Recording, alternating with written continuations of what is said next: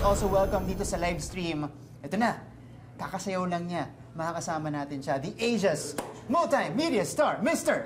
Eldon Richards! Yes! Hello, Shasa. Sir! Hi. Sir, isang karangalan. Martin, di ba galing ka lang New York? Kamusta? Grabe, pag-usapan muna natin yung suit ni... Kasi nataypan to ni Sasa kanina. Yes. Lalo yung ano mo, Hindi lang yung suit. Ano ba? Ikaw naman, madali naman ako kausap. Ala! Teka Ano lang, nakakaloka? Ano ba yan? Kasi muna pa lang, may namuho agad. Okay. Oh my God. Kaya naka-bridal nga talaga ako. Ay, kakasal na ako. Mamimili na lang talaga ako kung sino papakasalan ko. Charies. Oh, Alden, kanina.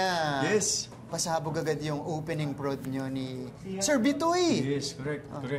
Kamusta yun? Kamusta Actually, yung pag-perform with him? Actually, it's my 15th year this year with GMA. Wow. So sa December 8, which is my... Oh, bata pa lang ako. Napapanood ko na si Alden. Talaga ba, Martin? Di ba mas matanda? Hindi, joke lang. So yun, parang first time ako nabigyan ng opportunity to do a production number with Kuya Bitoy, of course, the Michael V. Yeah. So, kasi nakakasama ko siya mostly sa comedy shows, tas mga gatherings, pero wala kaming thing together. Yeah. So, this is the first time. Sobrang enjoy. Iba rin yung experience, to be able to share the dance floor with him. Yeah. Hindi ko alam, we all see Kuya Bitoy as a great performer, actor, comedian, creative, director, lahat na actually. All around. All around. He wears many hats. Multi-talented. Yeah, but being able to share the stage with him is an honor for me. Kasi iba yun eh. Parang bihira yung chance na yun na mabigyan kami ng pagkakataon mag-perform together. Yeah. Nice. I love it. At saka Isa lang talaga ang masasabi ko doon. And I love you. Yeah! Ito. Alam mo, hindi ko gets bakit naging thing yan eh. So, enlighten na natin sila. Well, you're iconic. Ayaw mo nga gawin yun eh. I think this is the chance for me to enlighten everyone about what's happening with that trend. Ano nga nangyari doon? It was a shoot for an entertainment portal years back. Siguro 3-4 years ago. Ang tagal na pala noon. Matagal na yun. Hindi siya recent. Then nagulat na lang ako all of a sudden. Biglang it became a trend sa TikTok and social media. Sabi ko, nagugulat ako. Even yung mga kapatid ko, kinukulit na ako. Sabi, Kuya, ano to? Ba't ganyan? Sabi ko, ang tagal na niyan. Hindi ko alam kung bakit yan naging viral all of a sudden. But Namukay na mga nakshi mo. Oo eh. Pero whatever serves the pop culture of the Philippines. Correct. And sa ikasasaya ng lahat, of course, support tayo dyan. Thank you for your Yeah, no! Yes! I love it! Hindi niya yung ginagawa. Hindi ko to ginagawa. Actually, kanina rin nung prod eh. Sabi ni Kuya Bitoy, sabi niya, Den, di ba may trend ka, yung ganun-ganun. Sabi ko, wow, Kuya Bitoy. Alam mo, feeling ko maganda gawin natin yan sa dulo. Kaya ginawa namin sa kanina, sa ending. Tapos, sabay segue sa speech ni JRD. Di ba parang nakakaya naman sa boss namin. Pero, sorry sir, katawaan lang po. Well, from another meme queen to another meme king. Well, that is so iconic. Ano ibig sabihin ng king and queen? Yes. Ala, ano ba naman niya? Parang tanga. Pag-iisipan ko, Alden. Ano ba yan? Charis. Pero, eto na nga, on a serious note, what does being part of the GMA 75th anniversary means to you? It's sobrang life-changing to be part of GMA. Sabi nga ni Martin, bata pa lang siya, napapanood niya na ako. Alam natin hindi totoo yan. Pero yes, being part of the Kapuso Network, kinikwento ko nga ito, I've been telling this story for in a lot of interviews na before kasi when I was trying my luck to penetrate the industry. Siyempre, halos lahat sinubukan ko, lahat ng networks. But mainly, I got more calls from ABS-CBN and GMA. Mga auditions here and there, reality shows. Nag-PBB ako before, pero hindi ako nakuha. Nag-starstruck ako before, hindi rin ako nakuha. Yan! Sabi ko sa inyo. Kilala ko kayo. Hindi, joke lang. Wala na yun. Shoutout daw po. Nothing personal, but... personalin mo! Actually, ito bilangin natin isa-isa. Huwag nyo nang Hindi, joke lang, wag na. Joke lang. Charot lang po. Nagko-commute lang kasi ako noon coming from Laguna. So, from bahay, tricycle, paglabas ng subdivision, jeep, from jeep, another tricycle yun. From tricycle, diretso yun sa bus station sa Pasita, sa Binyan. Tapos magbabas kami ni Mama Ten going to Magallanes Station ng MRT. Tapos doon kami sasakay. Going to, siyempre, mas mabilis, di ba? Mas mabilis. Actually, mas namimiss ko nga mag-MRT ngayon kasi sa traffic ng EDSA natin, di ba? Mas madali yung travel. But totoo kidding aside, Maraming gaganon sa MRT pag nakita. saan ba yung pamalo ko? Hindi, joke lang. For some reason, whenever I pass GMA, alam mo yun, minsan pag merong mga lugar, may nagre-resonate sa'yo, parang tinatawag ka niya eh. Yes. Yeah, so kahit pa, of course, alam natin na uso pa yung network wars nun. Of course, ABS-CBN is there, and GMA is there. For some reason, yung feeling ko, yung calling ko, yung parang at-home feeling is in this network. Then true enough, parang after everything that has happened and after I gave up everything because I wasn't, everything I've tried was failing.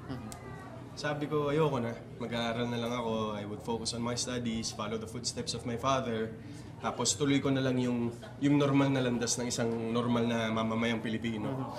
But ganun nga, ang dami rin nagsasabi na when the time comes na i-give up mo na lahat, na ayawan mo na yung talagang gusto mong mangyari. When you give up on something, dun kanya tatapikin. I think that's divine intervention. Correct. Kasi talaga madasalin talaga akong tao. And pinagdadasal ko na dalin lang ako ni Lord kung saan niya ako gustong dalin. Hindi ko, meron akong mga sariling kagustuhan para sa sarili ko. I have my plans, but He has better plans for me. So, nung nag-give up na ako, ayoko na. So, I was studying, actually during that time kasi, self-supporting student na ako. So, yung mga kinikita ko sa pageants noon, tsaka sa pagko-commercial, binabayad ko na siya ng tuition fee to be able to attend a prestigious school. So, I started my college in De La Salle, Canlubang, in the South. And then, that day, may casting call for an afternoon show dito sa GMA. And tumawag yung manager ko sa akin, sabi, Richard talaga kasi ako, yung talaga yung tawag sa akin ng mga people that's close to me. Sabi niya, may callback si GMA, audition to sa isang afternoon show, ganyan-ganyan. And then, coming from all the heartaches of the auditions na hindi ako nakuha, ayoko na, kasi it's the same banana eh. Tatawagan ka, papupuntahin ka, and then sasabihin hindi ka pala nakuha. Especially, yung auditions kasi ang daming pool of options yan eh. Hindi lang ikaw yung talagang,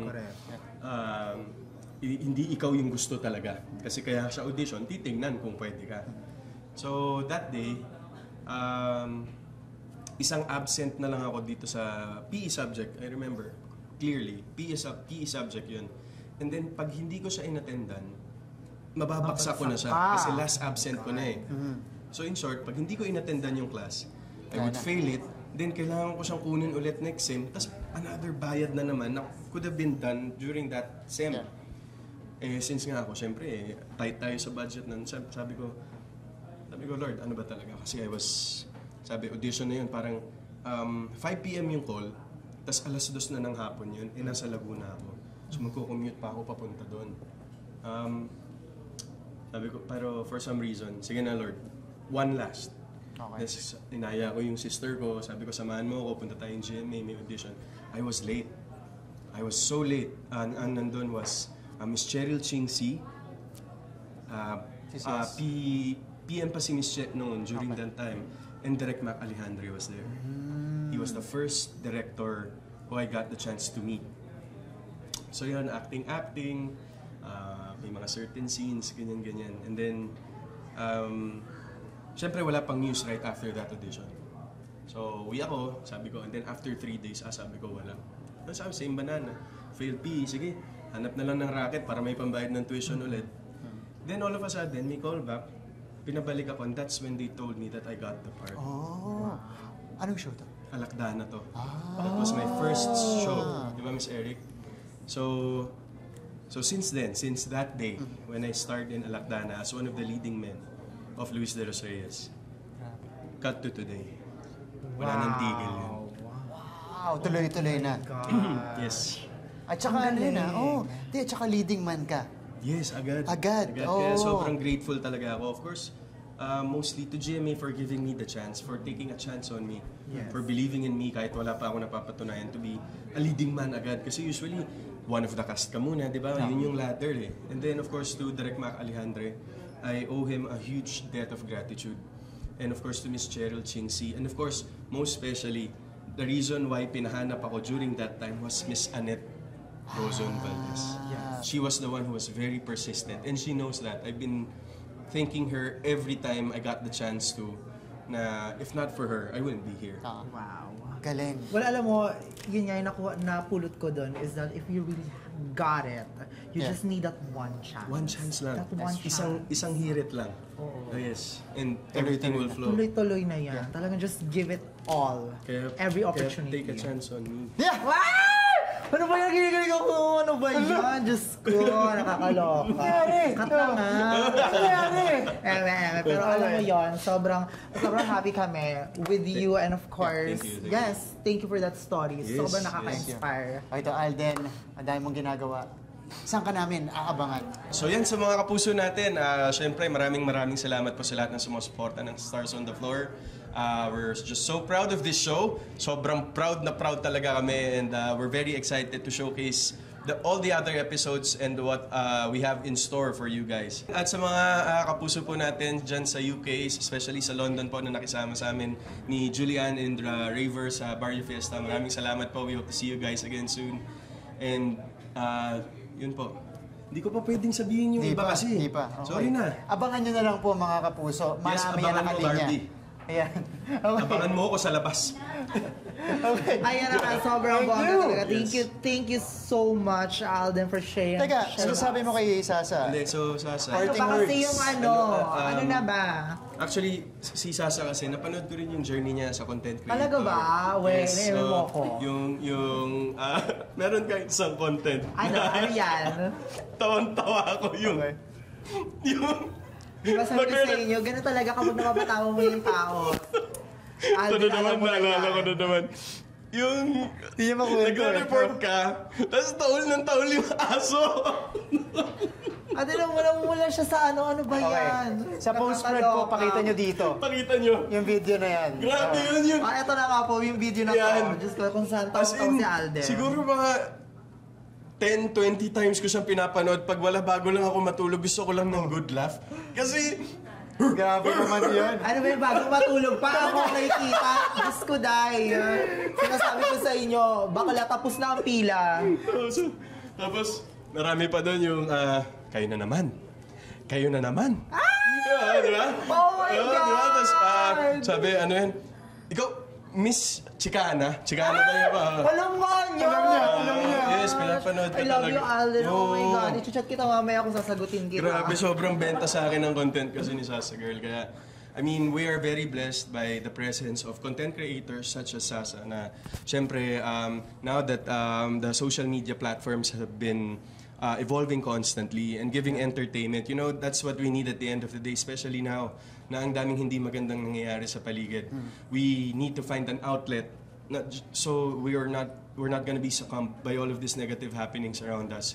So we thank you, of course, for Yes. and Salamat. all the May regalo ka sa akin, kiss na lang kita. Saan ba ang kiss? Saan mo gusto? Ay, pag ako namili, ako maluloko. but thank you guys. Thank you so much. Thank you, Alden. Thank you, Baka thank ano you. pa mangyari sa ating dalawa dito. Ano bang gusto Oh mong my mangyari? God. Hala, ano ba? Tumigil ka na! Ano lang? Hindi na niya kaya. Hindi ko na kaya. Oh my God. Diyos ko, yung pikos ko. Charot. Anyway, maraming salamat. And of course, huwag niyo kakalimutan yung official hashtag namin kapag magpo-post kayo. Ano bang hashtag natin kasi Alden? Ayun na to eh. Alden Sar. Alsa. Oh Oh, di ba? my God, Alsa. meron na siya agad hashtag. Elsa, di ba? Oh my God, ako nagagastos ng kasal natin. Ganon. Thank you so Alden, much. thank you. Thank you guys, maraming salamat. Umalis ka na, please. Thank you. Oh my Thank God, you. kinilig ako doon. Malala. Diyos ko. I am blessed by GMA talaga, ha, Martin. Yan ang ano. Ka. Yan ang paldong-paldo. Paldong-paldo. Oh, si Sasa Girl.